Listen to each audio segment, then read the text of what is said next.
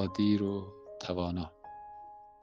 سپاسگزارم این خدای مهربان را که این فرصت را به من داد تا امروز با مادران با سواد، مادرانی که زحمت کشیدن، تلاش کردن و امروز پس از مدت نه چندان زیاد با سواد شدن صحبت های مادران شیرین است و بسیار الهام بخش است. مادران سواد آموزی که تازه با سواد شده‌اند نماد امید و توانمندی در جامعه هستند. آنها پس از اینکه تصمیم گرفتند می تواند با سواد شود و آنها پس از آن که درک کردند که گذشت سین مانعی برای درس خواندن آنها نیست، تبدیل به یک نیروی قدرت در جامعه و در خانواده خود شدند. آنها با تلاش و عزم راسخ خود پس از آن که تصمیم گرفتند و درک کردند که می تواند با سواد باشد و می تواند آگاهی داشته باشد و می تواند با سواد شود، در جامعه خود با تلاش و عزم راسخ خود گام‌های بلند در جهت تحقق رویاهای بزرگشان برداشتند. با سواد شدن برای این زنان تنها به معنای یادگیری، خواندن و نوشتن نیست، بلکه آغاز یک سفری جدید و پر از خوشی و خوبی و فرصت هاست که سرانجام این سفر رفاه، آسایش در زندگیشان و در خانوادهشان و یک افغانستان باثبات است. این زنان با دریافت دانش و آگاهی به قدرت انتخاب و تصمیم گیری در زندگی خود دست یافته‌اند. آنها حالا می توانند در زمینه‌های مختلف مانند صحت، اقتصاد و حقوق خود اطلاعات به دست بیاورند. من زمانی که از اینان پرسیدم چی کار را یک زنی با سواد می تواند که یک زنی بی سواد نمی تواند، آنان حرفهای شیرین و پاسخهای زیبایی داشتند و امید بخش. آنان گفتند ما دیروز که بی سواد بودیم نمی توانستیم در کنار فرزند خود بنشینیم و کار خانگی آنان را نظارت کنیم، اما امروز بسیار با افتخار در کنار فرزندان خود می‌نشینیم و از کار خانگی آنان نظارت می‌کنیم و می‌دانیم و می‌فهمیم که آنان چی می‌نویسند یا چی نمی‌نویسند.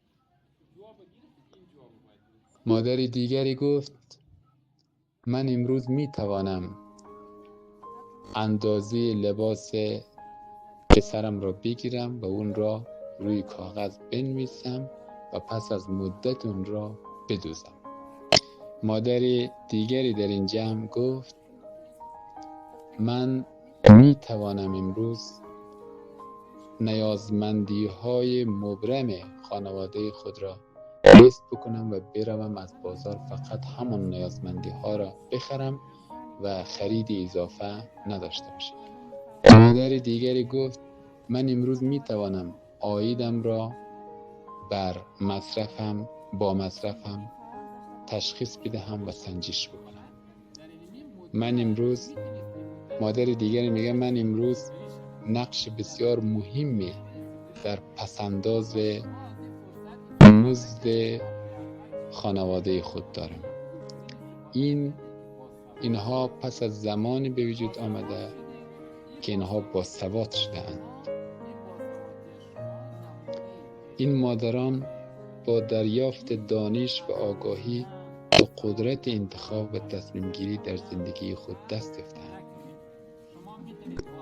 اینها گفتم اگر شما به خود اعتماد داشته باشید چی کارهایی را می توانید انجام دهید، با بسیار قدرت و اقتدار زیاد گفت من می توانم خیاطی بکنم، من می توانم نقش مثبتی در آینده افغانستان داشته باشم.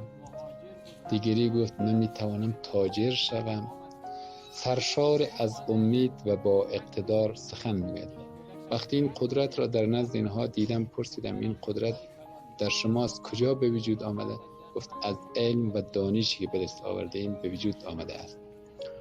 این مادران حالا می تواند در زمینه مختلف اطلاعات داشته باشد و اطلاعات کسب بکند و تبدیل شود به یک فرد مستقل و آگاه در جامعه.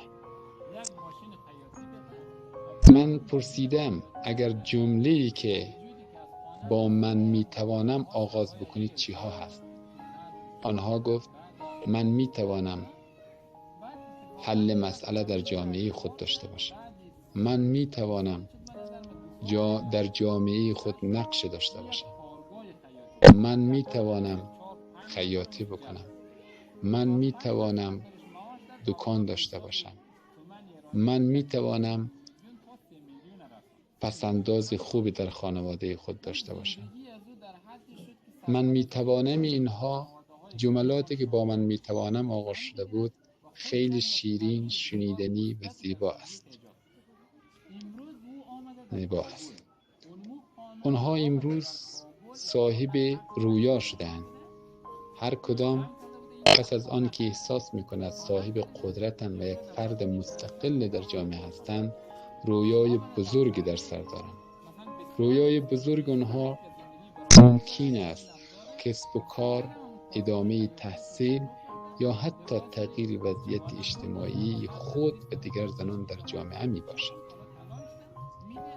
امید در چشمان این زنان می درخشد. امید به فردای بهتر، امید به ایجاد تغییرات مثبت در زندگی خود و اطرافیانشان. این مادران با الهام از استادشان، با الهام از زنان موفق در جامعه باور دارند که می تواند به آرزوهای خود برسند و نقش فعال و مؤثری در جامعه ایفا کنند.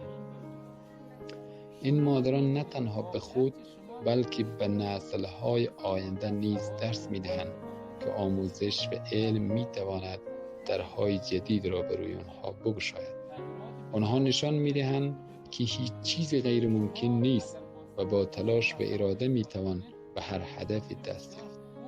این سفر تازه آنها نمونه از قدرت، تغییر و تحول در زندگی است و به ما یادآوری می‌کند که هر فردی می‌تواند با عشق به یادگیری و امید به آینده دنیای بهتری بسازد. با امید روزی که تمام رویاهای این مادران تحقق یابد و اینها به اهداف خود برسد و ما شاهد یک افغانستان سربلند و یک افغانستانی در رفاه و در آسایش بوده باشیم.